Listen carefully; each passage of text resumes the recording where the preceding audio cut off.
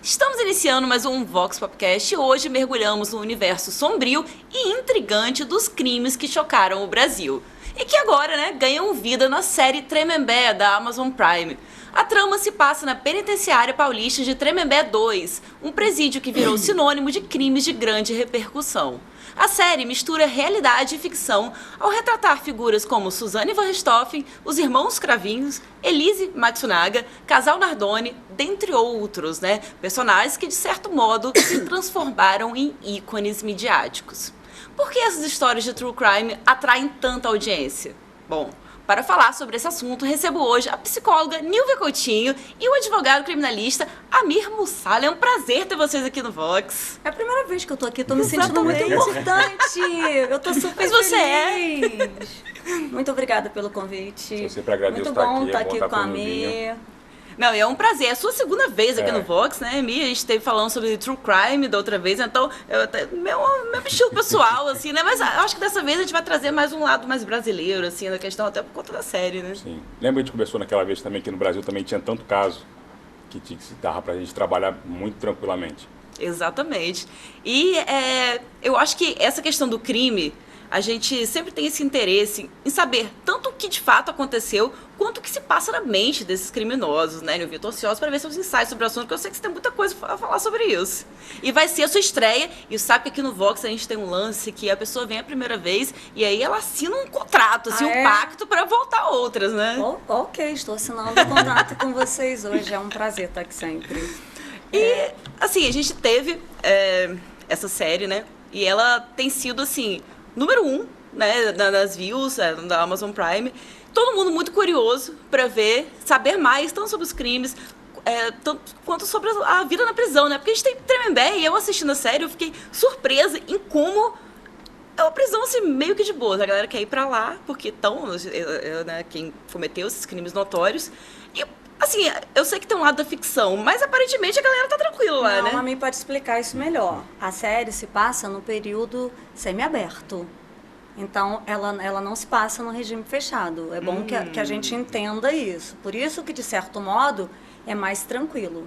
E como é que é essa diferença? Porque eles continuam presos, eles não saíram ainda, né? Eles não têm ainda meio que esse passe para sair. Vamos lá. Vamos lá. Explica aí pra gente, Nós amigo, temos como três é que tipos de funciona. regime: fechado, semiaberto e aberto.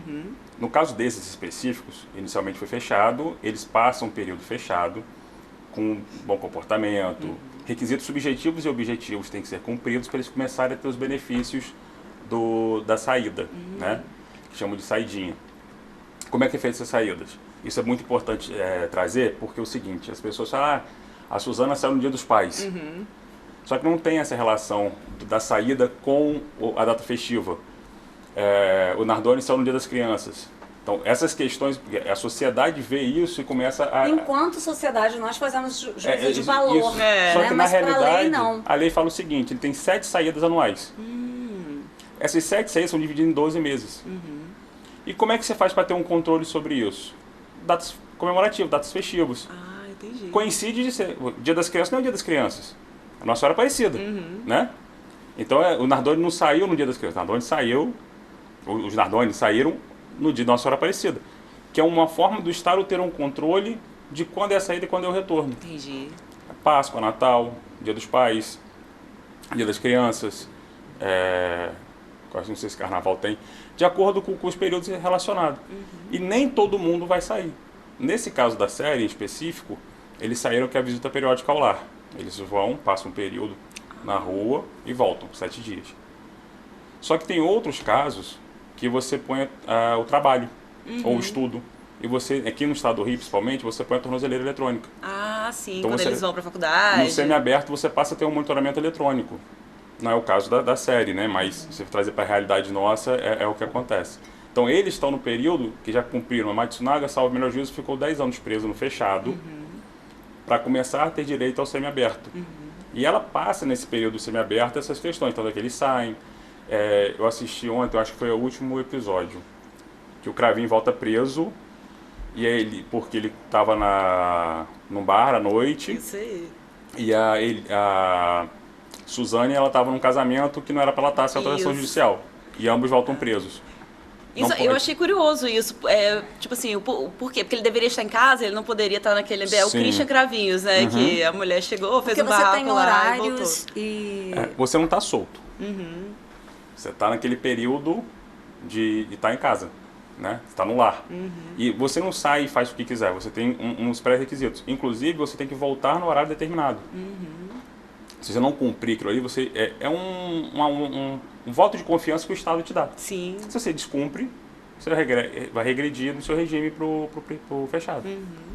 Eles até comentam assim, não, porque você tem um certo horário, né? Eu acho que até 8 da noite, a partir de 8 da noite você tem que estar em casa. Então eles ainda podem sair e tal, mas... Não pode. Eles estão na rua, né? Mas eles têm que seguir algumas regras. Amir, eles precisam deixar previamente, nós percebemos na série que tem a questão do endereço, mas eles precisam dizer previamente onde é que eles vão? Sim, sim. Exemplo lá do casamento, então eles têm que dizer, vou ao casamento.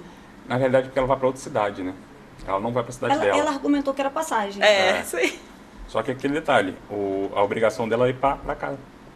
Nesse período ela pode ir no casamento. Aquele casamento foi real, tá? É mesmo? Realmente aconteceu aquilo, ela foi madrinha e aquele crime também é real. Eu fiquei muito curiosa com isso, porque naquele casamento ali a mulher tinha matado o filho do marido. E ele tipo, não, é porque ela estava possuída, não sei o quê, e todo mundo, aleluia. A única informação errada que tem ali, entre aspas, é que a criança que ela matou, eu não sei exatamente o que a gente pode falar aqui ou não, mas ela tinha 4 e não 6 anos. Ah, sim. A série retrata como 6 anos, mas era 4.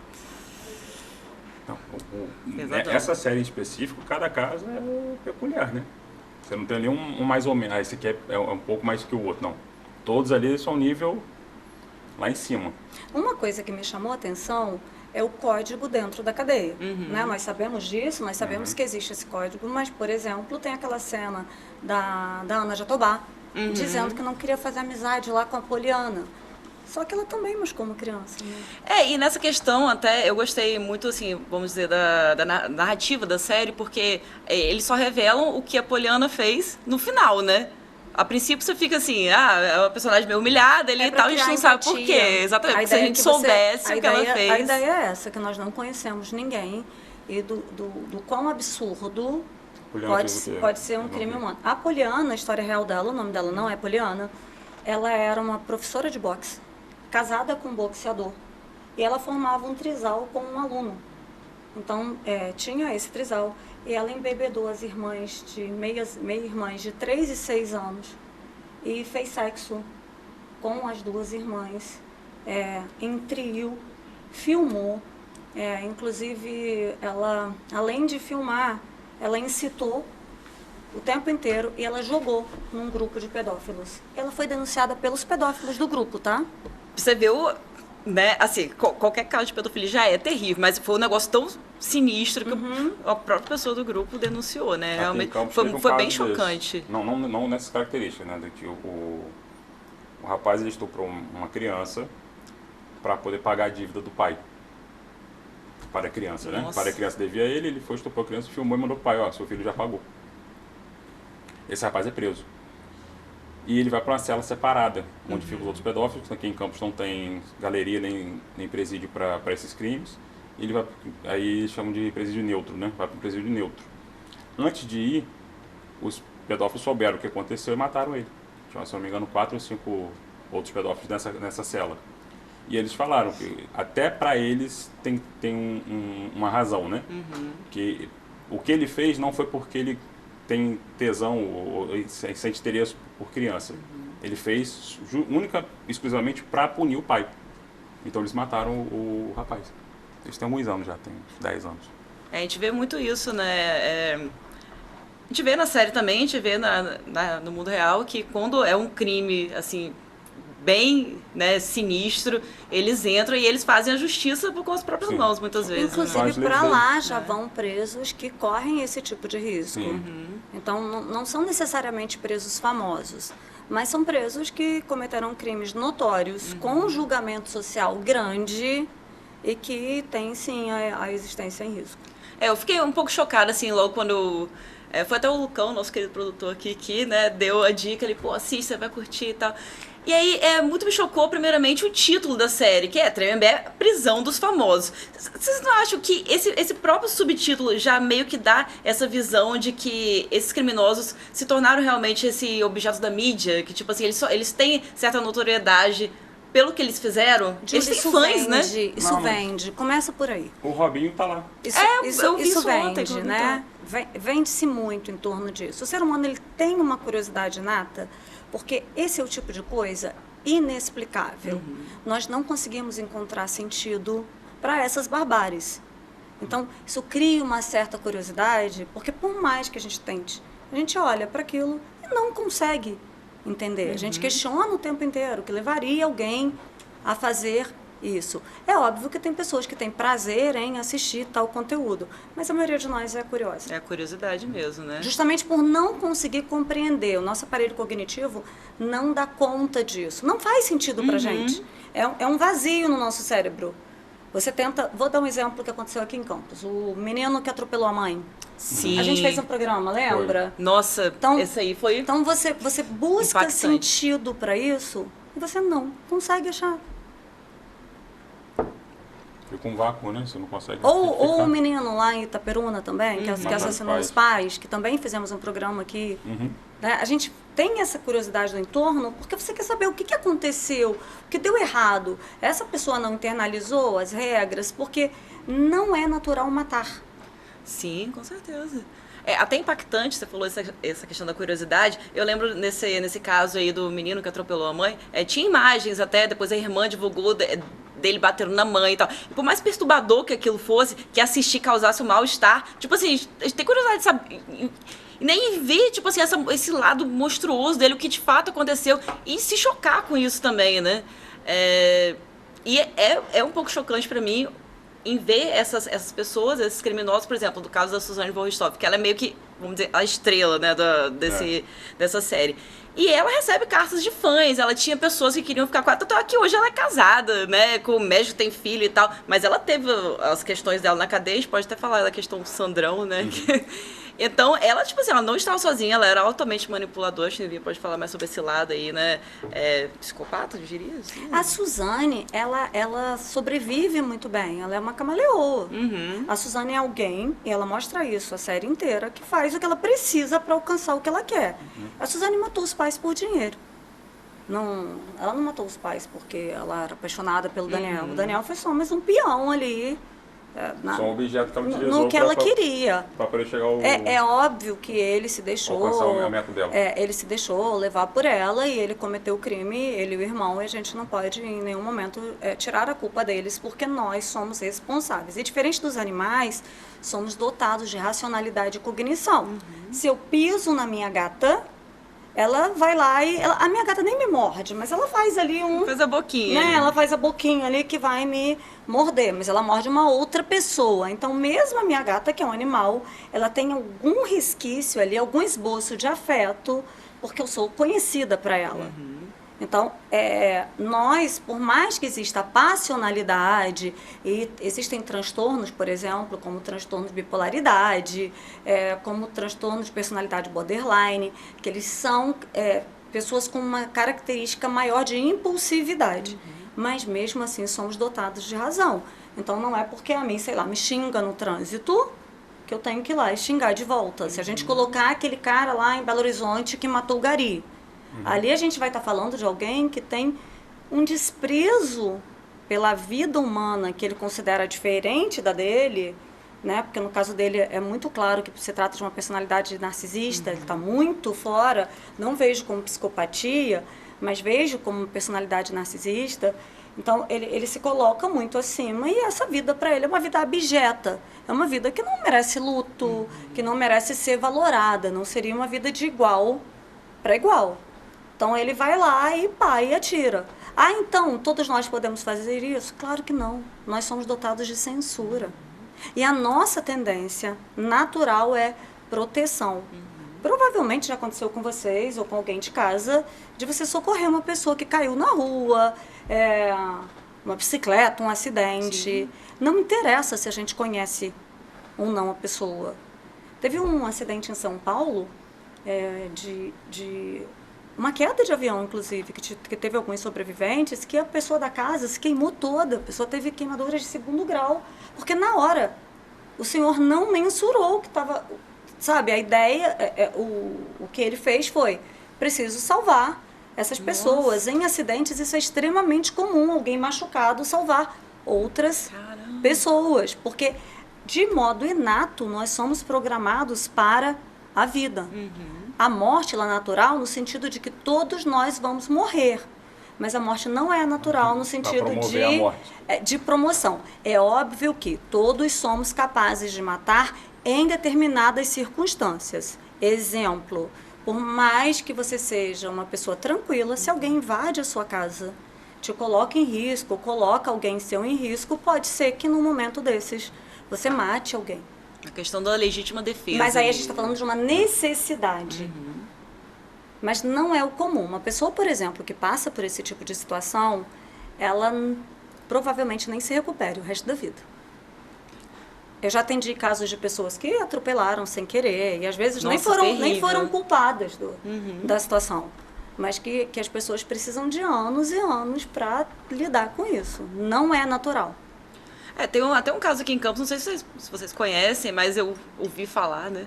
Que foi uma questão de um cara que ele fica ali próximo ali ao Super Bom do Jockey, pelas ruas e tal, sempre com um bujãozinho na mão. Dizem que isso aconteceu com ele, que ele estava num acidente, estava dentro de uma caminhonete e que acabou, né, matando uma pessoa. Ele não era culpado.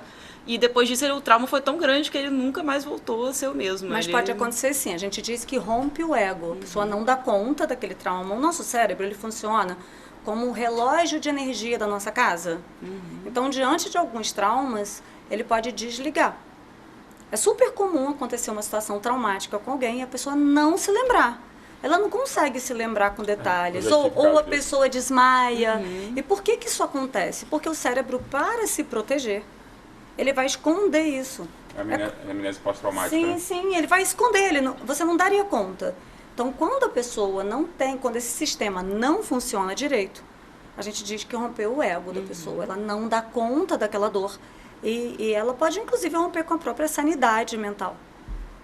É interessante, você falou nessa questão, a gente estava meio que traçando o perfil, vamos meio que traçar o perfil agora dos personagens ali, né, que são mostrados em Tremembé. A gente tem a Suzane, que ela não foi por conta de se defender, não foi por nada. Ela arquitetou a morte dos pais por conta de dinheiro, coisa que ela tinha acesso a luxos e tal, uma coisa totalmente sem razão nesse sentido, não que matar alguém tenha sentido de alguma forma, mas o dela ela não tinha autonomia financeira que ela isso que ela teria na queria. Cabeça dela. Então, ela tinha quantos anos? Eu não lembro quantos ela tinha. Eu também não me lembro. Eu posso pesquisar aqui quantos anos ela tinha, ou mas se ela era alguém bem que novinha, alguma voz do tá? além souber, Deixa eu perguntar aqui. E aí o que acontece? Ela teve essa questão que ela arquitetou o crime e ela chamou o namorado dela na época, que era o Daniel, e o irmão dele, Christian, para de fato cometer, né? E atacaram com barras de ferro e tal, os pais delas e tal. E aí a gente vê na série que o Daniel fica traumatizado com essa questão. E ele fica...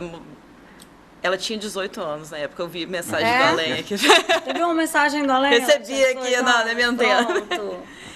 E aí a série retrata que o Daniel ficou extremamente traumatizado depois daquilo, né? Se arrependeu. Né? Porque o Christian mostra outra... Depois eu quero, inclusive, entrar nessa questão da sexualidade, né? Porque o Christian, eu acho que eles focam mais nessa parte. Mas o Daniel até, né, tenta, né, tirar a própria vida e tal. Realmente tentou tirar a vida dele, tentou mais de uma vez.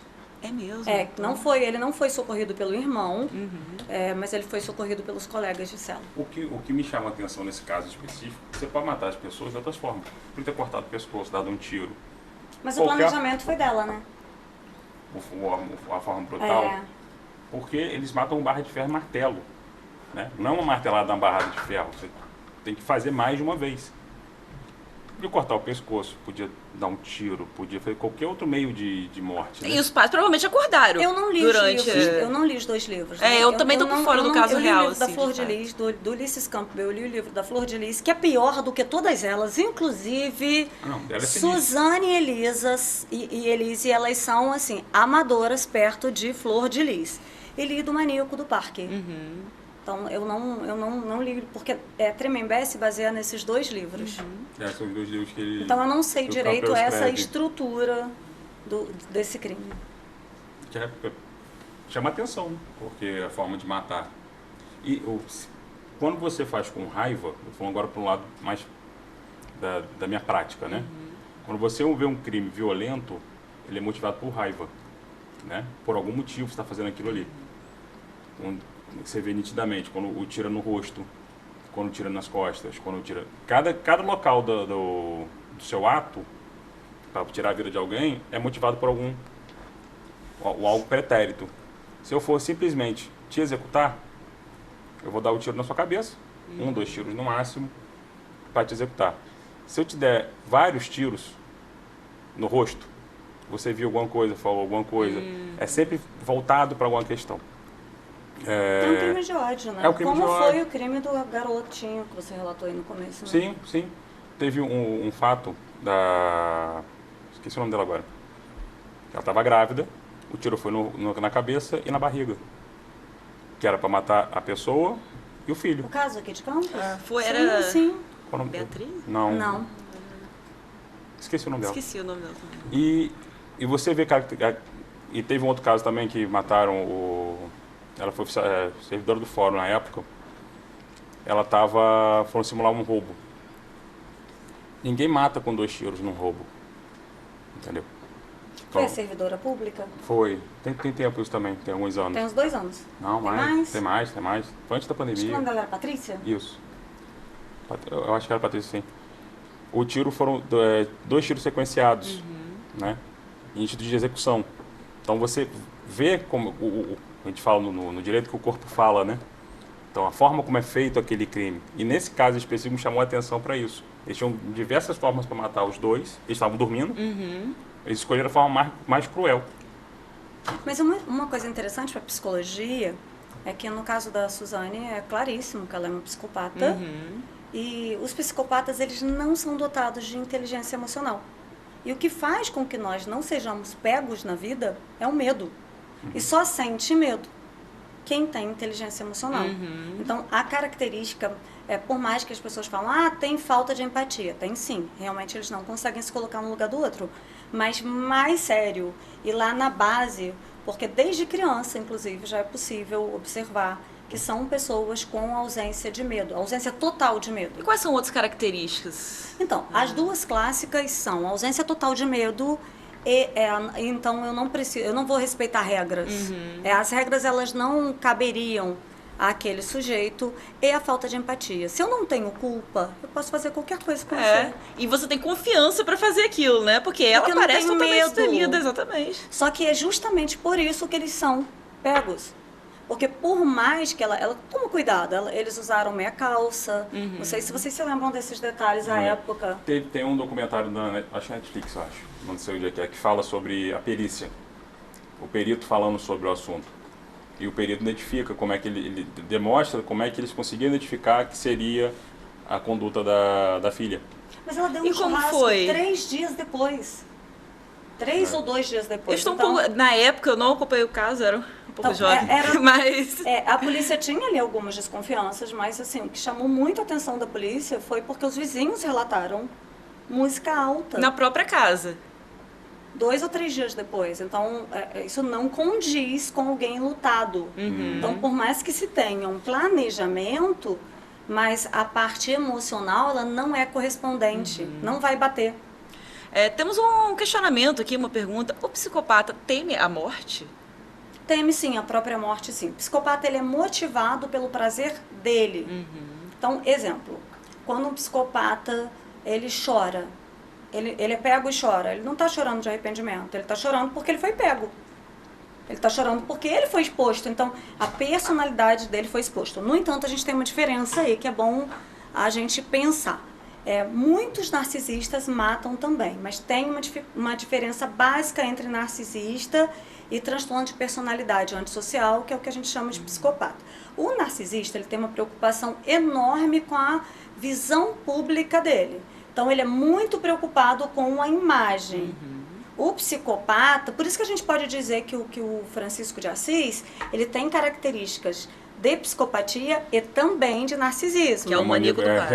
Porque ele queria... Eu vi com intimidade, Francisco. Porque eu li o livro dele, gente. Olha, eu me sentindo íntima. Chico, ele tem Eu problema. tenho muita repulsa a ele, especificamente. E eu queria até saber se ele ficou preso lá. Eu acho que não tem essa lembrança. Não. Porque se ele ficou preso lá... Foi Pedir para as vozes do além pesquisarem esse é um presídio que ainda tem muitas eles histórias de tiverem perguntar. Tremembé. Ele vem depois do Carandiru. Tremembé ele vem em 2004. 2004. Porque o maníaco do parque, o Francisco de Assis, ele dizia, eu vou ser famoso. E aí, eu vou ser famoso não importa necessariamente como. Foi em 90 aí?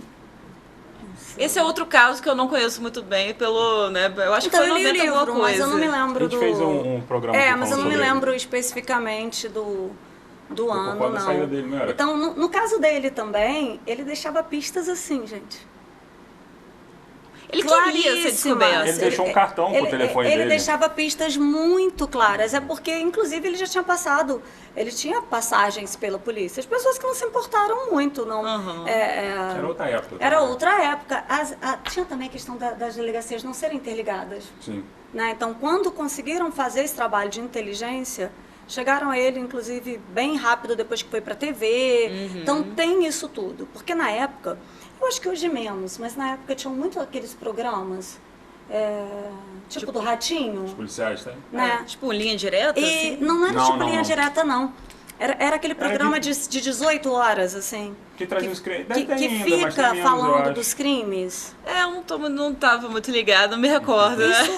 Isso era uma Mas a minha febre. Eu época- acho que tinha Gilberto Barros, tinha o Ratinho, tinha o da Datena. Ah, sim, da Atena, com certeza. Então é esse tipo de... Cada canal de televisão tinha esse o tipo seu de programa. seu momento de trash. Mas o psicopata, ele é muito ligado a prazer. Então, às vezes, ele sofre, sim, ele é apegado à própria vida. Mas ele não está muito, ele não tem vergonha. O narcisista, embora ele não tenha culpa, mas ele tem vergonha, porque ele quer aparecer bem na fita. Todo compreendi. psicopata é manipulador? Todo psicopata é manipulador. Eu tô lembrando que agora Porque ela passa... a mim não me interessa o que você sente. Eu me aproximo de você e eu vou pensar em quais as vantagens que essa aproximação pode me trazer. Exemplo, você é amigo de Júlia, aí você diz eu pareço muito inteligente para você, ela te convida para o programa e você diz assim, nossa, inclusive eu tenho uma amiga. Então, é alguém muito pautado em vantagens. Sim. Né? Quais as vantagens que isso me trará? Se a gente pensar, a Suzane, ela tratava os pais também como ferramenta. É mais um peão no jogo. Porque o Pra ela advogado meio que também. tanto faz, né? Eles estarem vivos, O estarem mortos. advogado, o promotor, independente do que aconteceu... O promotor Né? achei o máximo. Não, eu fiquei chocada naquele início. Ela... É real, gente. Isso aconteceu. Gente, Isso é eu real. assim, fiquei impressionada com aquilo. Isso é real. Realmente tinham luzes de boates na sala dele. Nossa. Ela disse que ia ao banheiro e ela foi na corregedoria, que era no mesmo prédio, e denunciou. E como é que, né? Porque eu acho que uma pessoa normal ficaria intimidada naquela situação, com medo. E ela não, ela simplesmente pensou, arquitetou Ela rapidinho. não tem as emoções que nós temos. Loucura. Ela filtro, né? funciona de modo racional. E ela faz com finalidade de receber herança, né? E ela não vai receber herança. Não. Inclusive, eu tenho informações do além aqui que o maníaco do parque, o caso aconteceu em 1998 e ele pegou mais de 200 anos de... Né, Então, mas ele foi a gente condenado a fez mais um de 200 programa anos. sobre isso porque ele estava para sair. É mesmo? Ele chegou a sair? Não, ele ia sair agora Acho em que 28, não. eu acho. Eu tô me recordando agora dessa 28 ou dessa 26. discussão. Apesar Não sei dos agora, não. laudos dos psiquiatras e psicólogos o tempo inteiro dizerem que ele não pode sair. É por causa do período dos 30 anos. Então, mas o que acontece com esse cara que continua sendo um perigo Para a a sociedade, sociedade? né? Sempre será. Que aí a gente vai falar de uma coisa lá na frente, mas eu já posso dar uma palhinha aqui, que é aquela atração que as pessoas têm, que algumas pessoas têm por presidiários, isso é real. E no caso dele, eu acho que ele já casou umas 2 vezes. Eu sei que ele tinha... Sério? E uma das pessoas que tinha casado com ele ele deu uma mordida. E os psicólogos disseram, e os psiquiatras, ele não pode ter contato com essa pessoa. E mesmo ele não estava totalmente com a pessoa num espaço totalmente livre, mas ele deu uma mordida no pescoço dessa mulher e tirou sangue. Ele vai ficar sob monitoramento do Estado. Só que só sob observação. Ele não pode mais ser preso. Eu não sei, amigo, se por interessa... aquele fato anterior. Mas se ele cometeu algum delito, vai regredir, vai prender Então, ele. eu não sei se interessa para essas pessoas saírem também. Porque aconteceu isso um tempo com a Suzane, que ela não queria sair porque tinha medo de ser morta, e eu acho que com ele acontece isso Bem também. provável. Porque vocês lembram do Pedrinho? Mataram ele. Logo que saiu, o Pedrinho foi assassinado. Mas não tem opção, ele não pode ficar preso. O Estado não tem como. É igual o preso que sai, ele fica anos preso. Quando você volta para a sociedade, você volta em uma outra realidade. Você foi preso em 2000, você volta em 2020... Nem sabe como é que tá aqui fora, né? Tudo mudou. Então ele vai querer voltar para aquela realidade dele, que é ser preso. Ele não pode voltar. Ele não pode bater na porta da cadeia e... Ele pode cometer outro crime. Ele comete outro crime. Aí ele volta para outro crime. Tem algumas informações aqui sobre o maníaco do parque, né? Ele está preso há 27 anos e tem soltura prevista para 2028, sem ter passado por análise psicológica desde a época do crime. A advogada do serial killer explica que o detento foi diagnosticado com transtorno de personalidade antissocial, que não tem cura. No entanto, ele não recebeu nenhum acompanhamento que o preparasse para a liberdade. Então é isso aí, vamos soltar. Mas não tem cura. O que pode... Aí entra o questionamento, deveria ser solto? Eu acho que foi até a discussão que Aí volta a rolando nossa naquele discussão dia. com relação ao Né? Champinha. Aí ele ser tratado como doente e converter a questão dele de prisão para tratamento médico. Que era um manicômio penal. Que é o que pode ser que venha acontecer no futuro. É interessante essa questão. 2028 está logo ali, né? Então acho que em breve teremos mais notícias aí sobre esse caso. Eu tenho uma curiosidade até que tem a ver com a série, que é a questão daquele exame que eles fazem, né? Eu pesquisei um pouco sobre o assunto, é o nome obscuro. Rochar, exatamente.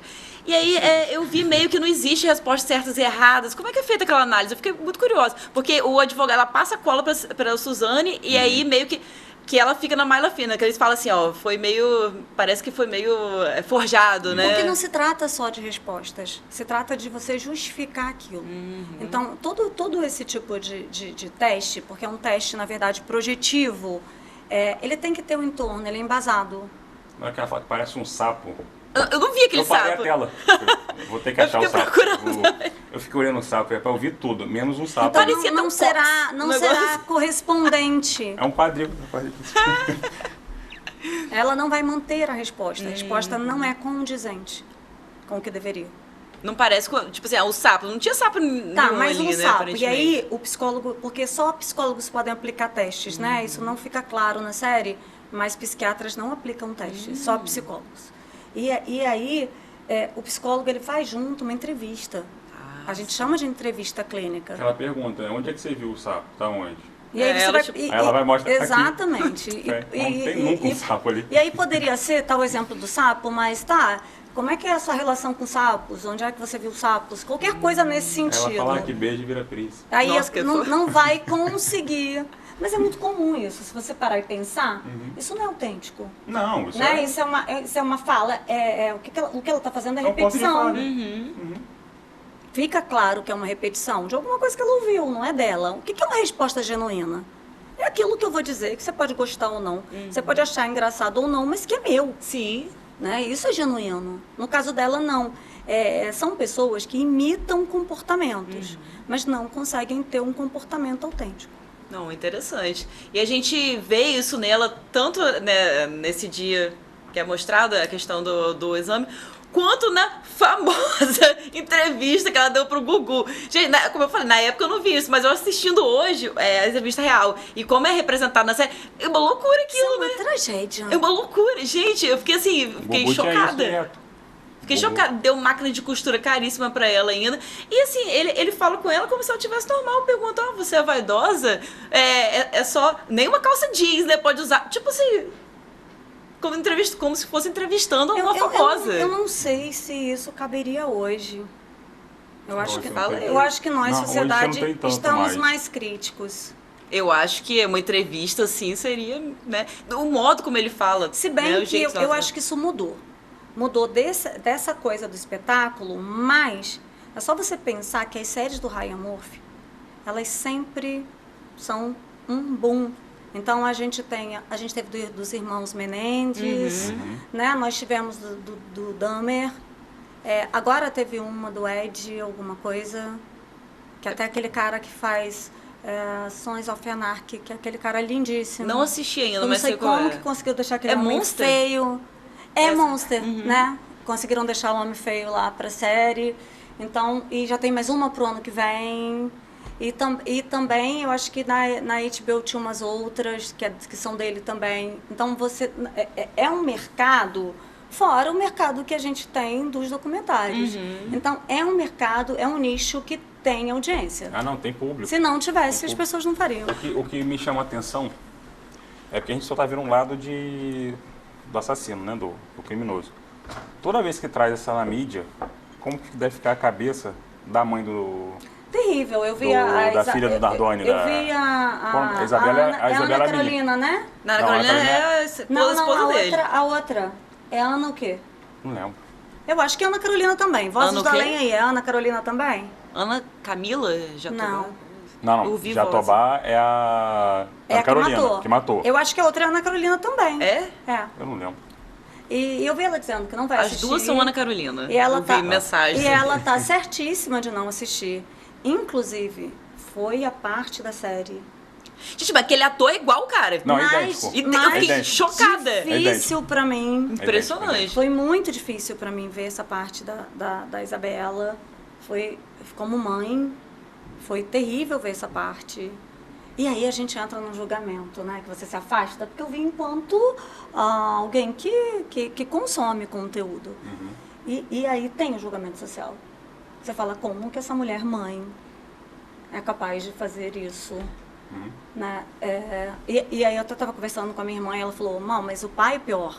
Ela não tinha vínculo com Ah, a não, o menina. pai é muito pior. Pra mim, o pai Aí eu paro e penso, mas ela é mãe. Ela é mãe dela. Né? Ela é mãe de outras crianças. Mas talvez isso esteja falando da minha ideia de maternagem. Sim. Né? De como você Se se estender, solidariza com uma outra mãe, com o filho de alguém. Talvez eu tenha pensado nesse sentido. Agora me tira uma Porque isso dúvida. é uma tragédia. Não, uma tragédia com certeza. E realmente aconteceu daquele modo? Porque ele fala assim, que ela estava viva ainda quando ela bateu no chão. O Ulisses Campbell relata desse modo. Tem Então, que assim, assistir ela... um documentário que fala sobre a perícia nesse caso. Eu não tive coragem, amigo. Como foi? Conta pra Não gente. Cara, é tive. sensacional. A perícia. Perícia essencial para a produção Não de tive provas. coragem. Tem coisas que são tem coisas que eu acho isso muito importante para qualquer profissional, inclusive para psicologia. Tem coisas que são limite. Então esse crime, eu li um livro sobre, tem um livro bem legal que é de um jornalista e advogado. Ele escreveu esse livro mais para as pessoas do direito, mas é um livro bem interessante. Só que o documentário, me lembro que eu chamei, minha sobrinha disse que queria ver. Aí eu falei, olha, não vai ver sozinha, não quero você vendo essas coisas sozinha, vai lá em casa que eu vou ver com Vai ver você. com titia. A minha sobrinha ligou a TV, quando colocou, eu falei, E ficou titia, sozinha. eu falei, titia não dá conta, titia não vai assistir, e eu não assisti. Na perícia, identifica que o pai carregou a menina da sala pro quarto por conta do... A gota de sangue no chão, ela faz um círculo, né? Da altura que estava, acho que 1,20 m, ela pingou e ela fez um círculo de tantos milímetros. Se fosse a Ana Carolina, seria mais baixo, então a gota seria menor. Nossa. Não, a gota menor não, o diâmetro da gota seria menor. Mas a esganadura A é esganadura. condizente com as mãos e unhas dela. Que é ela ter sido jogada ao solo pelo pai, por conta da altura e as fraturas ocasionadas. Tudo a perícia que identificou. Mas ele, assim, de acordo com a perícia, né, do que se acha sobre o assunto, eles jogaram ela pela janela porque acharam que ela já estava morta? Acharam Isso. que ela já estava morta. E ela estava viva? E ela estava viva. Meu Deus. Não, o fato é absurdo. Começa quando ela é cortada. Porque na hora, no carro, ainda tem... Começa no carro, o sangue começa a aparecer no carro, né? Isso. Então a Ana Carolina dá Um tapa nela. um tapa nela, esse tapa corta. Então é meio assim, como que eu vou explicar esse corte? E aí é aquele tipo de situação que só vai Vai piorando. piorando. Vai virando uma bola de neve, né? Parece E aquela culminou série na Fargo e tragédia. aquele filme Aham. Fargo, que só vai aumentando a tragédia. Não, isso aí é realmente... E ele tenta justificar que é uma pessoa... tem até uma parte na série, que ele conversando com outro preso, né? Ele tem uma maquete, né, do prédio. Ele tá conversando, aí o preso fala assim, mas tá, o cara saiu da obra, entrou no teu apartamento, jogou a menina e não levou nada. Né?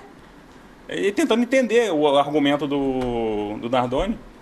Aí o Nardone se irrita, xinga ele, quebra a maquete e vai embora. Aí o cara fica olhando, não tem sentido algum. Não, ele escreve naquele livro dele, ele escreve que já contou tantas versões que né, ninguém nem tem como saber assim, o que de fato ele então, tá ele tentando realmente dizer, né? não confessou. Nem ele, nem a Nem Ana ela. Carolina Jatobá, eles não confessaram, mas tinha muita discrepância no depoimento de ambos. Tinha uma fralda suja de sangue. Então, o comportamento todo, e aí a perícia foi crucial nesse caso. A perícia foi sensacional. E eles estão no semiaberto? Semiaberto. no momento? E parece que eles reataram, né? No semiaberto. Eu não não sei. sei. Em 2022 eles tinham se divorciado. Agora uma curiosidade, e os filhos? Ficam com Então, eles? quando Tipo, você lê, no livro que eu li, que é de um jornalista, eu não me lembro, porque eu emprestei esse livro para alguém, o jornalista disse que uma das crianças presenciou e disse: é óbvio que não pode ser acolhido, porque ninguém pode, você não pode aceitar o depoimento de uma criança de 5 anos. Mas que um dos irmãozinhos viu e que isso também contou, de certo modo, para que eles fossem condenados. Eu não sei exatamente qual a relação dos filhos com eles hoje. Mas tem uma frase na série Na série mostra eles no supermercado, estariam com os pais dele, eu acho. que consta, que é verídica, que ele se afastou muito dela porque ela era muito preocupada com filhos. Então ele não era alguém muito preocupado com os filhos. Então nem com a primeira filha e nem com Deve estar com a família dela. com esses filhos nesse momento. Provavelmente. Esse crime realmente foi muito chocante, né? E sabendo esses detalhes agora, eu fico mais chocada Então, ainda. no caso dos Nardone, tem uma questão que o pai dele é advogado e era um advogado com certo renome São e Paulo. poder financeiro em São Paulo. E me chamou a atenção, amigo, porque o pai pagava desde o cartão de crédito ao apartamento que eles moravam. Então, eles moravam no apartamento do pai e eu nunca tinha sacado isso, porque realmente eu já vi as filmagens e eles saem do supermercado sem nada. Eles vão ao supermercado e eles saem sem nada do supermercado, né? E a série retrata que o cartão de crédito não passou na hora. Eu lembro disso. Você tem que falar com o seu pai pra liberar, não sei o quê. Não, loucura. Eu vi vozes aqui falando o quê? Repete aí pra você. Ah, sim. A mãe, parece que a mãe da menina, né, se tornou vereadora. Sim, sim. A mensagem lutando aí por essa questão O que ela falou foi bem interessante. Ela disse que para a gente tomar um cuidado, para a gente não glamorizar isso, né? Para a gente não... É óbvio que a gente precisa falar disso, a gente precisa tomar cuidado, mas para não transformar essas pessoas em heróis. É difícil retratar esse tipo de coisa sem ter uma certa leveza. A série apostou numa trilha sonora engraçada. Então talvez seja um modo de fazer a gente consumir isso sem ter, embora eu tenha sentido em alguns momentos... Você tem o peso, né? Eu acho ali. Quando eu fui assistir Dahmer, eu me arrependi muito de ter assistido Dahmer. Muito. Eu achei pesadíssimo. Foi a última série que eu assisti, assim. Manda pra mim por mensagem. Bem indigesto, assim, eu achei. A mim, indigesta. Eu acho que a palavra... Eu não sei qual que é. Eu senti a mesma coisa assistindo Chernobyl, por um outro ângulo, mas eu senti a mesma coisa. É de uma crueldade. E eu disse pra mim, é a última vez que eu me submeto a isso.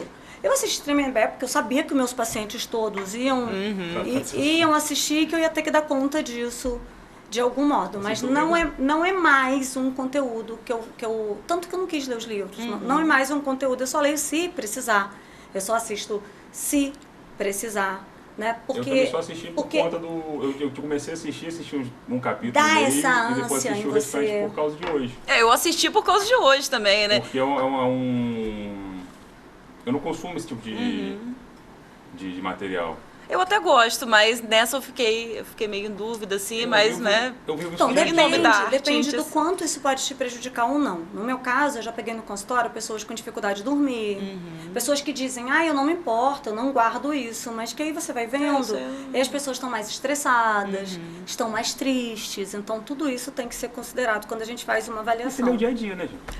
Eu acho que é por isso que eles realmente usaram essa questão da trilha sonora, diferente. Sim, foi Aí pra... bota um negócio meio engraçadinho acontecendo ali. A questão da sexualidade que eu queria abordar de Christian. A questão da calcinha, não pode deixar de falar. É real. O Ulisses Campbell foi lá e mostrou a calcinha. E o Christian é um caso fantástico. Porque o Christian, se a gente for fazer um contraponto com a Suzane, e aí não estou dizendo que ele é psicopata, nada disso. Ele me parece muito mais um bandido atrapalhado. Ele me parece muito mais uma pessoa passional. Né? Gente, é só a gente lembrar que só descobriram isso de cara porque ele comprou uma moto. E do mesmo modo que não foi aquela briga específica, mas ele realmente voltou para a prisão porque ele arrumou uma confusão entre uma mulher e uma outra mulher que ele tinha marcado. E ele não foi se encontrar com o Duda? Não foi. Foi com uma terceira mulher. Ali é interessante porque ele realmente teve esse comportamento que é muito comum na cadeia. Me pode falar isso pra gente? Tem o terremoto lá, tem outras figuras ali. Só que foi uma homossexualidade, entre aspas, temporal. Foi um recorte histórico temporal. Quando ele sai da cadeia, ele realmente não tem mais relatado relação com homens. Ele volta a se relacionar com mulheres. Olha... Como é que isso pode ser observado, assim? É por estar naquele ambiente, por ter a vontade? Sobrevivência. Por isso que eu falei do contraponto com a Suzane. A Suzane, mas é diferente.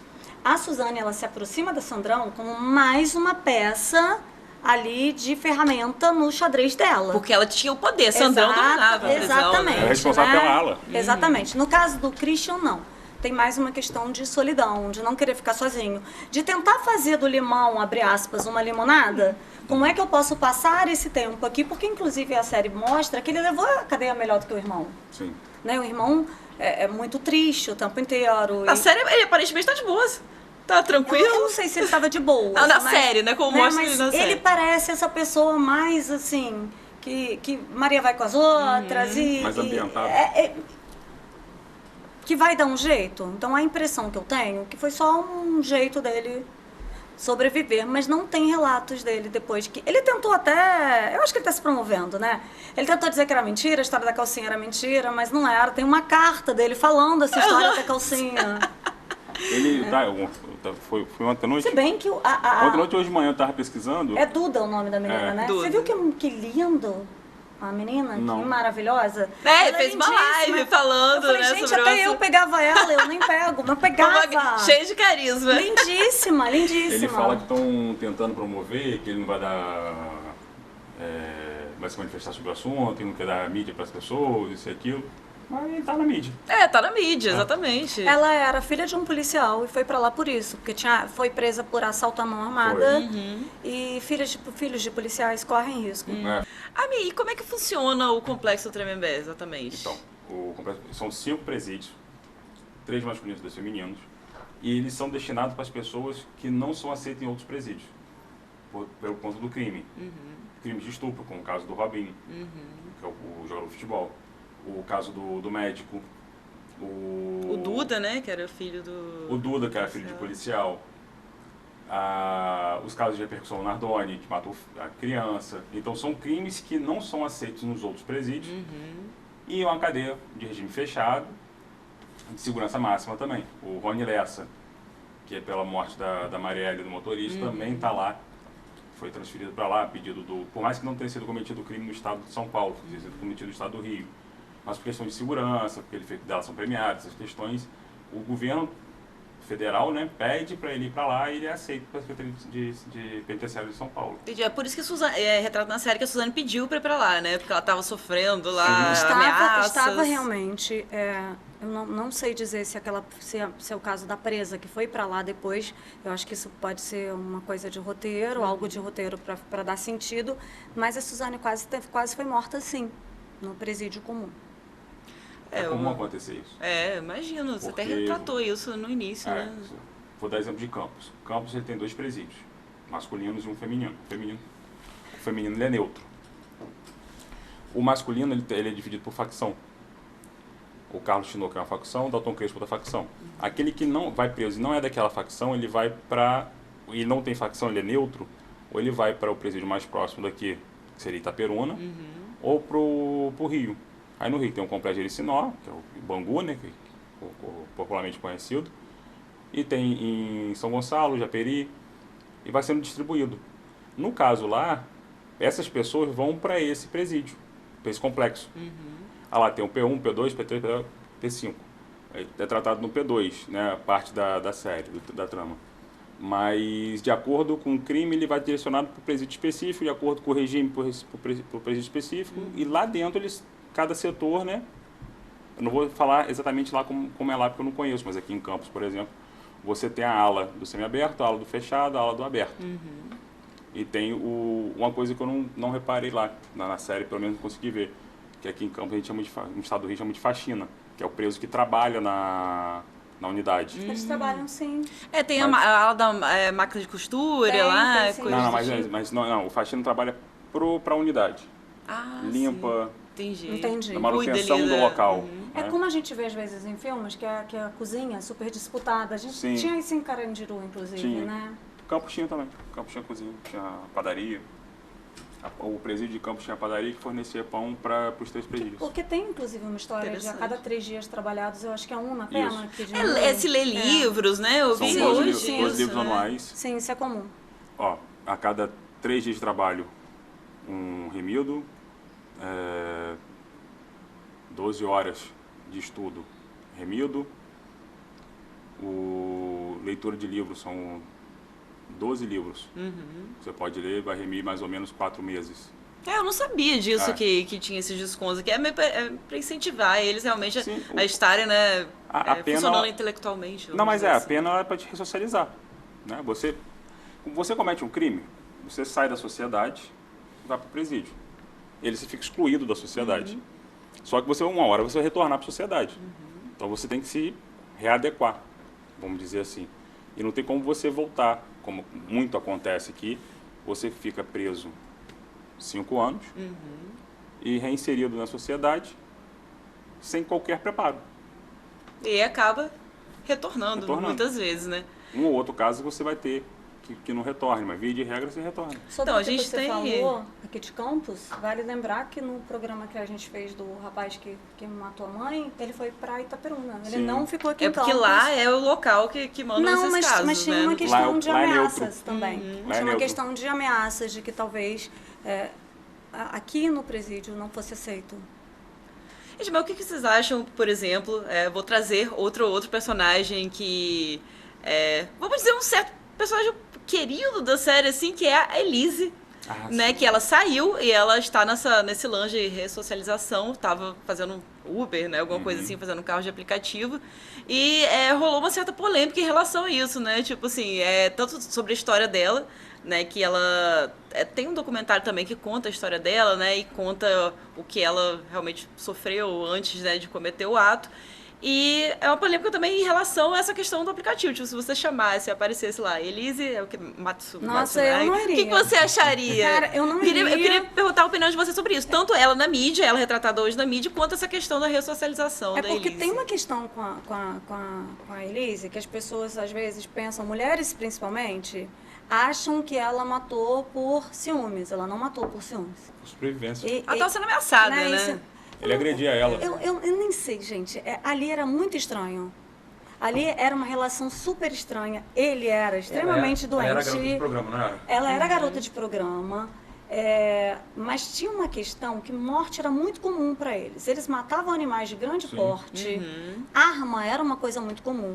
Eles tinham nada contra quem tem cobras, mas eles faziam questão, ele inclusive não, mas ela fazia questão de alimentar a cobra com animais vivos. Então tem um histórico ali de dessensibilização perante a vida também. Eu acho que o que trouxe maior repercussão pro caso dela e a condenação dela, A minha Porque porque ela esquarteja ele. Se ela só atira nele, eu falo como advogado agora, se ela só atira nele e mata, você teria uma defesa mais tranquila, né? Que normalmente a mulher é agredida, ela sabia atirar, ela tinha, né, noção de manuseio de arma, tanto é que ela caçava. E se ela atira nele, mata e chama a polícia, ou foge, ou qualquer outra questão, era menos, não botar traumático, menos... Porque ela esquarteja ele, bota numa mala e tem leva. detalhes, amigo, tem né? detalhes aí que a gente precisa chamar a atenção. Geralmente, primeiro, quando você vai esquartejar um corpo em crimes de esquartejamento, é comum que as pessoas tirem logo a cabeça. Porque elas vão ter dificuldade de ficar olhando. Ah, é? Foi a última parte que ela fez. Então, é óbvio, vamos lá de novo. Ela tinha experiência com caças. Sim. Então, ela tinha experiência em tirar o couro lá, que eu não sei o nome disso. Uma enfermeira também, tem umas... Tem essa Ela dá também da ela dá uma saúde. entrevista, pelo menos na série, falando sobre ter matado um veado e ter comido a carne do veado. E ela fala, estava delicioso. É. Recomenda, inclusive. Então, é um pouco complexo esse crime dela. E aí a gente vai de novo falar da psicopatia, gente. Porque assim, ela esquarteja o cara e tal. Ela poderia ter saído pelas escadas, não tinham câmeras. Ela pega o Mas elevador. ela pega o elevador. Mas tem que carregar a mala, né? Mesmo assim, amigo, A mala é pesada. vem de novo pra coisa do não serei pego. Por mais que esteja picotadinho, continua sendo pesado. Mas se você pensa, olha, pensa, por que alguém que não vai viajar, porque ela volta sem as malas? É. E ela não sobe pelas escadas de novo, ela sobe Pelo pelo elevador. elevador. E ela quase foi pega pela polícia, né? No meio do caminho. Eu não sei se isso é real. Essa parte eu não sei se é real. Mas eles acham que... acho que o Gil... aparece o Gil Rugai na série, não aparece? Em algum momento ele Não aparece sei. na Ele série. tá lá. Eu acho que ele matou o pai E a madrasta. e a madrasta. Parece que ele não aparece. Eu vi isso hoje, que ele não aparece, mas que ele está lá. Ele tá preso. É. Ele tá preso lá. E aí, ele é alguém também que deixou sinais muito claros. Isso só acontece porque falta inteligência emocional. Se você tem culpa e remorso, você não vai sair por um elevador com câmeras, porque o medo de ser pego vai fazer com que você cubra os rastros do seu crime. Mas ela... Eles não conseguem não pensar tinha. nisso. E o que vocês acham dela agora, tentando, né, retomar a vida nesse caso? Um exemplo, né, que é a Ela está questão do tentando aplicativo. sobreviver, óbvio. Mas, enquanto psicóloga, eu não acredito Assim como Suzane. A Suzane na tá- mudança. Do mesmo modo que eu não Com acreditei direito. em nenhum momento na mudança do Guilherme de Pádua. Isso, a série podia tratar deles também, né? Que foi um crime de repercussão. Ele Tudo bem que não foi tá esse passando em crime? Eu não Tremembé, sei né? se ele ficou Não, lá. não, foi anterior. Foi a morte da filha da Clara Da Glória Pérez. Pérez, Ah, da sim. Daniela Pérez. E aí você fala, O essas documentário pessoas, é sinistro também. né, mudaram e tal. Eu acredito. Ele morreu, né? Morreu. Ele morreu. Eu acho que para finalizar, a gente poderia falar de um caso também que é muito chocante, que é o do médico, né? O médico que fazia fertilização nas mulheres. Só que, na Outro verdade, momento, elas estupravam, Júlia, que me né? deu muita ânsia. Até pela brilhante atuação. Então, ele tá perfeito. Ele parece muito com o médico. A atuação dele é fantástica e eu acho que é Anselmo Vasconcelos o nome dele. Não sei Não se, lembro. se eu tô... Realmente é muito parecido. Qual é o sendo nome do correta. médico que ele interpreta? Abdel... Ah, o outro. É, algum... A gente está falando de um médico super famoso que foi responsável, inclusive, pela fertilização da Fátima Bernardes. Olha isso. Ele era chamado Doutor Deus, um negócio Justamente, desse. Ele porque promovia ele, a vida. ele atendia as pessoas Sinistro. mais abastadas do Brasil. E ele realmente tinha muito renome. Ele trabalhava em São Paulo. Era muito, muito caro. Você ter Roger é o nome dele. Roger. um bebê Abdel com Nassif. esse Abdel homem. Nassif, Abdel Nassif, um negócio desse. E ele dopava, porque quando você vai retirar o óvulo ou fazer o procedimento de fertilização, você tem que ser sedada. Então, nesse momento, ele estuprava as mulheres. E é, de novo, aquele senso de impunidade. Como que ele foi pego? Uma menina, uma Denúncias, mulher. né? Uma mulher, ela meio que acordou na hora da sedação e ela identifica o que está acontecendo, né? Ela tem um pouco de... E a partir daí tem a denúncia. O que ele tenta fazer? Ele tenta manipular o sistema para poder pegar uma doença, diagnosticar uma doença para ele poder ser tratado em casa. Isso também foi real. Ele tenta forjar um laudo, né? Alguma coisa nesse Forjou, sentido. de fato. Ele chegou a Mas sair, né? ele chegou a sair? Ele continua lá? Não. Ele voltou, mas ele voltou depois de algumas denúncias. Não necessariamente o livro. O livro é real. Não, mas ele tá bem, tá bem idoso. Aconteceu aquele 80 livro, de anos, fato. eu acho que eu vi. Como é que é o nome do livro, gente, da série? Ele está... Hã? Ele pegou 181 anos, mas com qual a idade dele no momento? Isso que eu tô querendo saber. Vozes do além. Não me recordo o nome do livro, mas... Esse livro é real, ele foi escrito por um cara que eu acho que, inclusive, era ex-prefeito de alguma cidade Era o paulista lá. Ulisses? E ele foi preso... Não, Ulisses Ulisses é o Luiz Campbell. é o Ulisses Campbell, que é É o quem autor escreve- dos é, livros. A e gente é não, o- é o Assir. Assim. Ele também é o diretor, não, ele é o roteirista ele da o Ulisses série. roteirista. Ele o Assir, ele foi preso por corrupção. Ele realmente escreveu esse livro. Esse livro falava ali dos bastidores e ele teve contato com muita gente, inclusive com um cara que eu não sei, Lindenberg, que matou ele lá. Uhum. Eu vi, ele ficou preso, pegou 31 anos de prisão. É bom a informação que a gente está falando do Roger, né? Que ele está com 82 anos no momento. E ontem, eu pesquisando sobre o assunto, eu vi que ele está para sair quando ele estiver com 102, alguma coisa assim. Ou seja, não vai sair. Amira, eu tenho uma pergunta. Como que funciona a lei no Brasil? Tem uma idade? Não. A partir de, agora não vou lembrar se é 80, 70 e alguma, acho que 71, acho que 71 anos, tem que olhar certinho na lei, mas você, dependendo da sua situação de saúde, você pode cumprir pena em regime domiciliar. Mas não são todos os casos, não é qualquer situação que vai te conseguir. Então uma pessoa dessas, ela vai morrer na cadeia? Porque a gente não tem prisão perpétua, né? Não, ela vai chegar num ponto que, não porque são os 30 e 40 anos, né? Da 30 até 2019 e 40 a partir de 2019, do pacote de crimes. A condição de saúde dela vai dizer se ela continuar presa no regime fechado, no cárcere, ou se ela vai domiciliar. Tem caso. Aí vamos lá voltar para a realidade. O Collor, né? Ele está em casa porque é o Collor. Porque se fosse o João, ele estaria preso. Né? Tem também tem essas questões. ainda tem essa questão social no Brasil. Sim. Ele tem condições de pagar um advogado para levar até Brasília, o questionamento dele? Tem. A Defensoria Pública faz esse trabalho? Faz. Só que de forma aí você tem... O defensor, ele tem 1000 casos, um único defensor. O advogado ele vai ter o caso específico, vai pagar para aquela finalidade. Então, no caso dele em específico, ele está levando até o Superior Tribunal de Justiça para poder tentar ir para casa, por conta da questão de saúde. O Collor, que é o exemplo que eu estou falando agora, ele está em domiciliar por questão de saúde. Senão, a cadeia perpétua não vai ter. Mas para muitas pessoas vai existir. Entendi. É interessante a gente saber, né? Eu acho que quando surgem esses documentários, essas séries, ficcionais ou não, eu acho que surge essa curiosidade, né? Da gente saber como funciona, porque é bom que a gente interessante discuta sobre isso, Sim. né? Eu acho que a gente precisa entender mais de direito, a gente precisa entender um básico de inteligência emocional. A gente precisa as pessoas têm uma ideia da cadeia muito diferente do que é. É o Bangu 7, então não vou lembrar o nome do Bangu. Ele foi considerado insalubre, ao ponto de que cada dia passado lá era contado como 2. Nossa! Ao ponto de tão insalubre que era para a saúde do preso. Ele foi desativado, passou por reforma e já voltou. É um dos estados de coisas inconstitucionais, que o STF identificou isso. É tão absurdo. Todo mundo está passível de cometer crimes. Tá? Todo mundo está passível de ser preso. Ah, mas eu não sou traficante, eu não sou homicida, mas você é sonegador de impostos, você usa droga, você ofende, você faz diversos outros crimes. Não existe pecado, pecadinho, pecadão, né? Existe pecado, existe crime. Então a gente tem que ter essa visão. O exemplo, não sei se pode falar aqui, os presos comemoraram a vitória do Lula, porque os presos votaram no Lula. Não, o preso não vota. É bom a gente esclarecer essas coisas, né? Cara, isso em termos de fake news. São questões mínimas, né? Ele está sendo solto, como a gente falou no início, no Dia dos Pais. Ele matou os pais. O Gil Rugai vai sair no Dia dos Pais. Não, ele não vai sair no Dia dos Pais. Né? Os Nardoni não saíram no Dia das Crianças.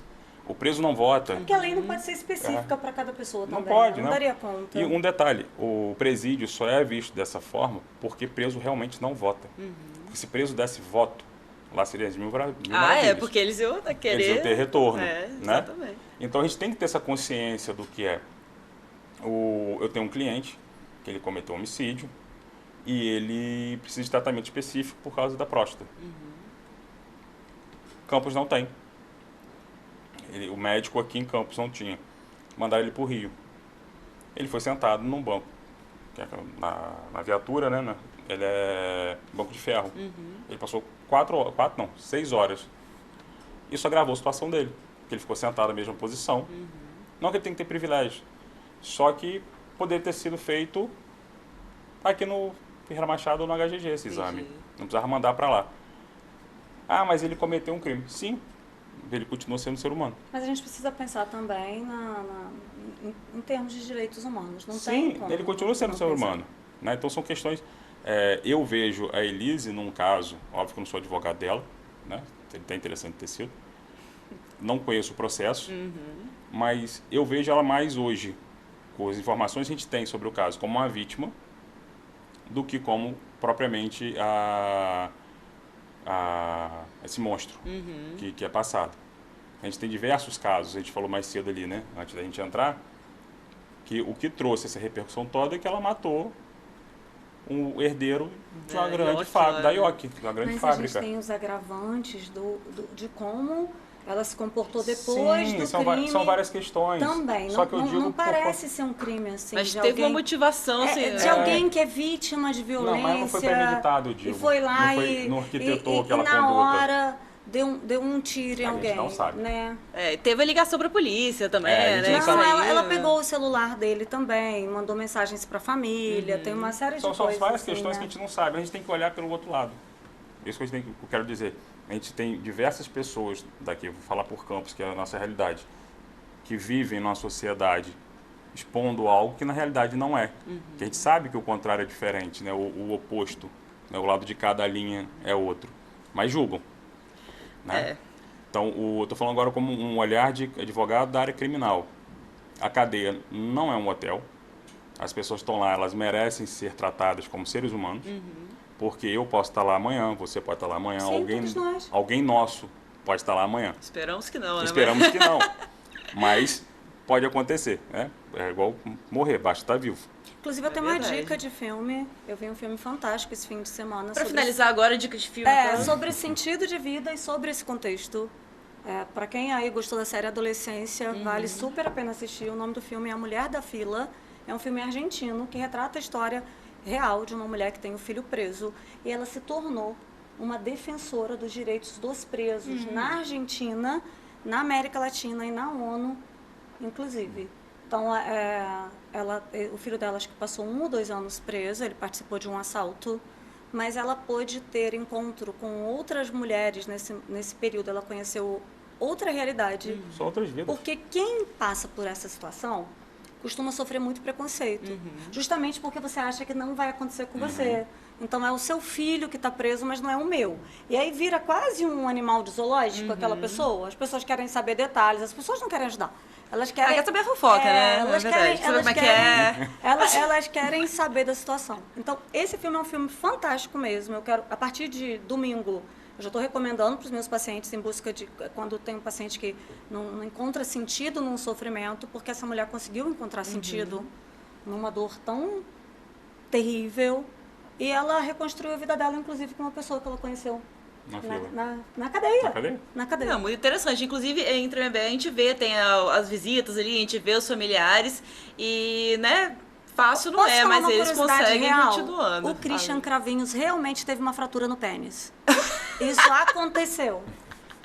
Tá? Bom, com essa nos despedimos do nosso episódio de hoje. Foi um prazer ter vocês aqui, eu adorei. É sempre muito bom falar sobre, primeiro, esse limite aí entre a ficção e a realidade, a questão da exposição midiática, o que é a realidade, né? E toda essa questão também, vamos dizer ali, criminal, psicológica, é sempre muito legal ter esses esclarecimentos. Hoje aprendi várias coisas que eu não sabia sobre o assunto, então foi muito legal. E espero que vocês também tenham curtido o nosso episódio de hoje. Obrigada a todo mundo que estava aqui participando e assistindo ao Vox. O Vox Podcast vai ao ar toda quinta-feira, às 7 da noite. Eu vejo vocês na quinta que vem. Tchau, tchau.